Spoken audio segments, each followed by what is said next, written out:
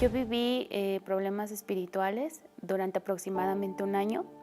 Yo veía, en mi casa yo veía sombras, veía espíritus, llegué a ver el espíritu de la muerte. Yo no dormía, me daba mucho miedo en las noches. También a mí se me subía el muerto. Yo vivía angustiada, con miedo, mi semblante era de preocupación, de tristeza, porque pues a mí me daba mucho miedo, yo no podía dormir en las noches, inclusive yo tenía que dormir con las luces encendidas en casa.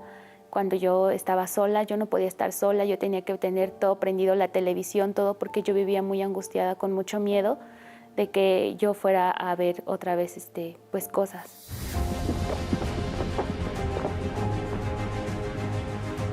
Ya dejé yo de ver bultos, dejé de sentir presencias extrañas, pude dormir ya en paz, mi semblante cambió, pude estar tranquila, ya no tenía miedo, ya pude dormir con la luz apagada de una manera normal, como las personas normalmente pues dormimos.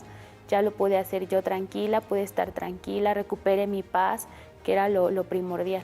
Hoy yo soy una mujer tranquila, ya nunca más volví a ver bultos, nunca más volví a sentir presencias extrañas, nunca más me ha faltado el sueño, yo duermo tranquila, mi semblante pues ya es otro, ya no es de preocupación, de ansiedad, de tristeza, ya no, y pues así ha sido mi transformación.